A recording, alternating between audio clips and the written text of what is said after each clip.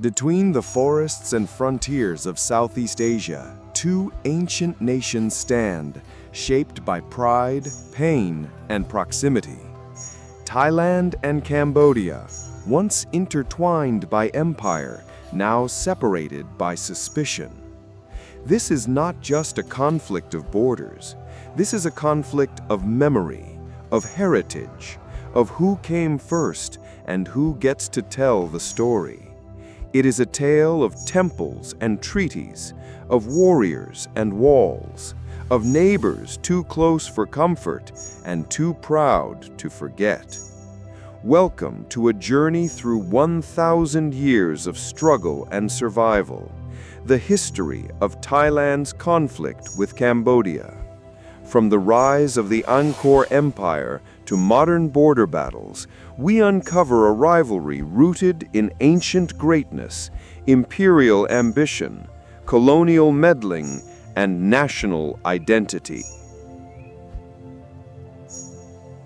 Long before Thailand and Cambodia bore those names, great empires rose and fell across the plains and rivers of mainland Southeast Asia. The Khmer Empire, born in the 9th century, was a marvel of civilization. Its capital at Angkor, a thriving city with complex irrigation canals, majestic temples, and royal processions that dwarfed its neighbors. It ruled with divine kingship, Devaraja, where rulers were seen as living gods. They constructed marvels not just for worship, but for eternity. Angkor Wat, Bayon, Preah Vihear, symbols of might, memory, and mandate. To the northwest, however, a new people were rising, the Thai. Migrating from southern China, they brought their own ideas, beliefs, and governance. By the 13th century, they had established the Sukhothai Kingdom, and later, Ayutthaya, a state powerful enough to challenge the Khmer. In 1431, the great city of Angkor fell to Ayutthaya. The Khmers withdrew eastward. Angkor was abandoned to the jungle. But in Cambodia, this was not merely a military loss. It was a civilizational wound, a trauma passed down for generations. For Thais, it marked the rise of their own greatness, a turning point in the consolidation of power. For Cambodians, it was the moment their golden age was looted, lost, and remembered only in ruins. With Angkor gone, Cambodia entered an era of decline and dependency. Sandwiched between Siam to the west and Vietnam to the east, it became a buffer kingdom caught in the crosshairs of two rising powers. Throughout the 18th and early 19th centuries, Thai kings from Ayutthaya and later Bangkok routinely installed puppet monarchs in Phnom Penh. Vietnamese armies marched in, pushing their influence from the east.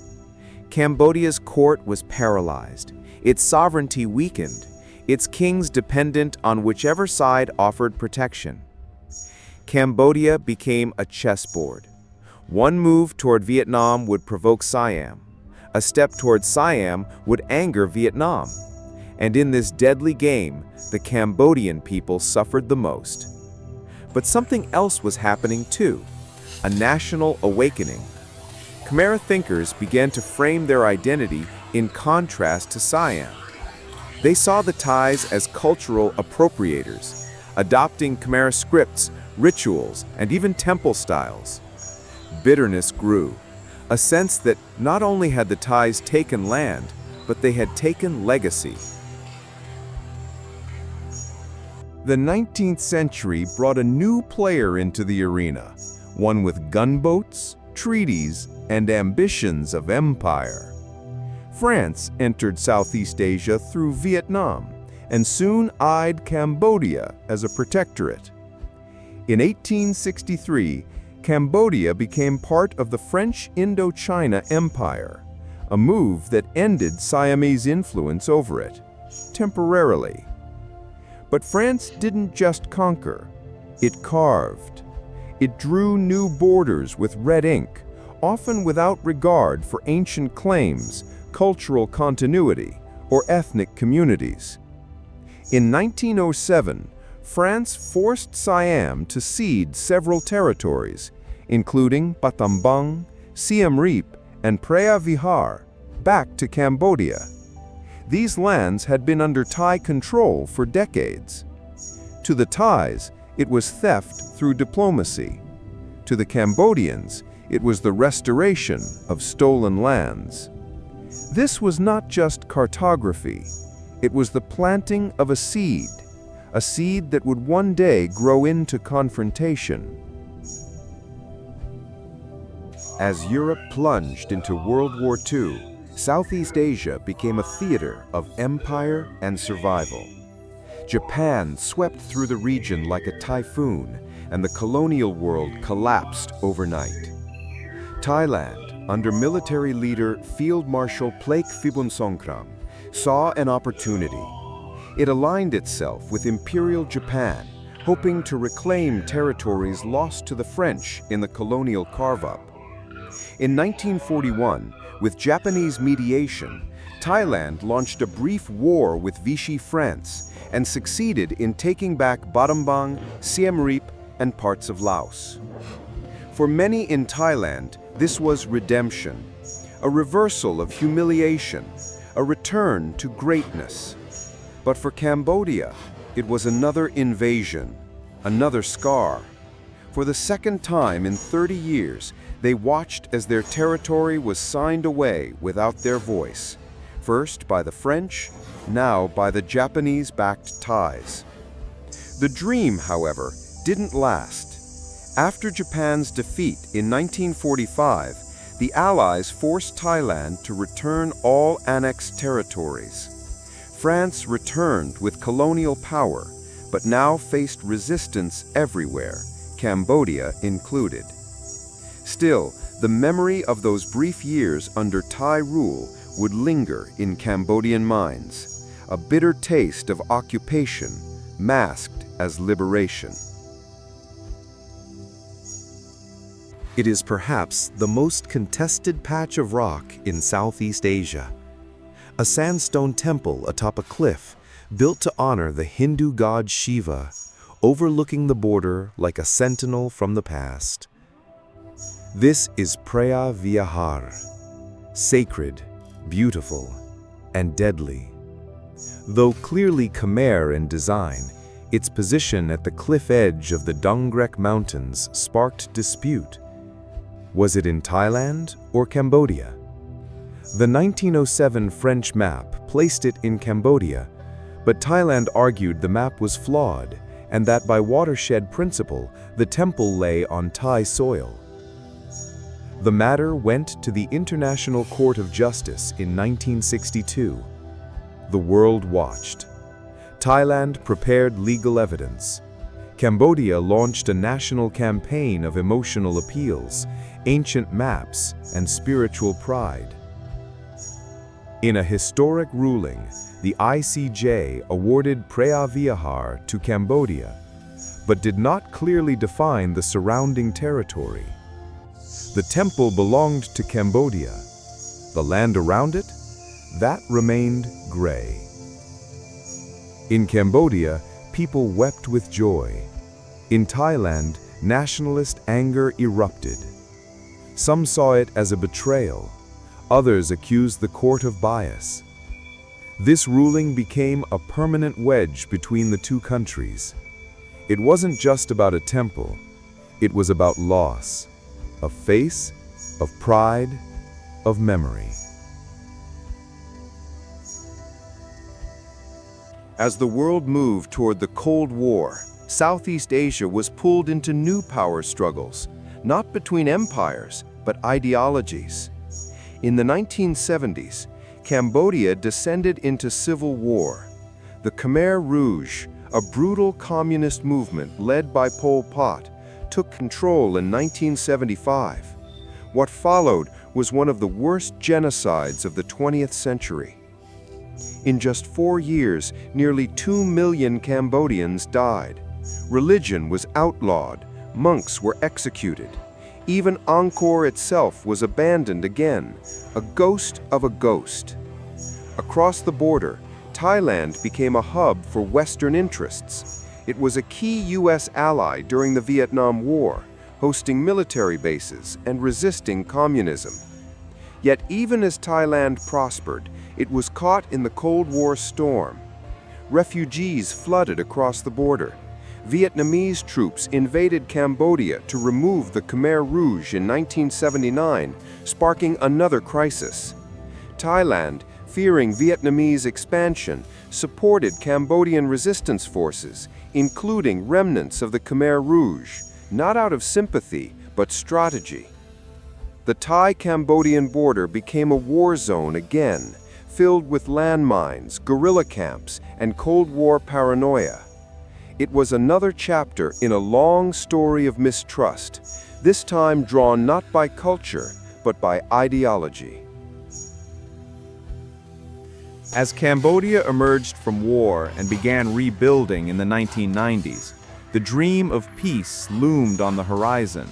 The Cold War was over, the Khmer Rouge was defeated, Thailand was enjoying economic growth. But even in peace, the past would not rest. Old maps, long-forgotten treaties, and disputed stones began to surface again. In the remote jungles along the Dangrek mountain range, where the line between Thai and Khmer soil is barely a ridge, tensions simmered. Cambodian villagers reported Thai patrols crossing into farmland. Thai military commanders accused Cambodia of quietly constructing posts on disputed land. One border, 2 stories, dozens of clashes. In the early 2000s, Thai and Cambodian troops stationed near Preah Vihear temple exchanged gunfire in short bursts, sometimes over a flag, sometimes over a stone marker. Though these weren't full-scale wars, they were deadly. Soldiers died, civilians fled, national pride exploded. The hills that once echoed with the chants of monks now rang with gunshots. In 2008, a spark lit the powder keg. The Cambodian government, with support from UNESCO, officially registered Preah Vihear as a World Heritage Site. To many Cambodians, it was a long overdue recognition of Khmer genius and glory. But in Thailand, especially among nationalist groups, this move was seen as betrayal, as the loss of Thai cultural land, as an attack on sovereignty. Protests erupted in Bangkok. Thai politicians, some driven by nationalist sentiment, used the issue as a rallying cry. Cambodia responded by strengthening its military presence near the temple. Soon, diplomacy gave way to warfare. From 2008 to 2011, repeated border clashes erupted. Mortars rained down on jungle outposts. Artillery shook the cliffs of Preah Vihear. Soldiers on both sides were killed. Civilians evacuated. International mediation failed to hold. In 2011, the fighting intensified. UNESCO officials and even the United Nations expressed alarm. Cambodia turned again to the International Court of Justice.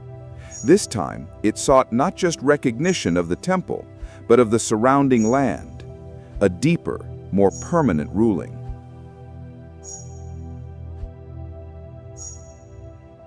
As bullets slowed, keyboards took over. The 2010s marked a shift in the battlefield, from land to language, from temples to timelines. Young Thais and Cambodians took their grievances online.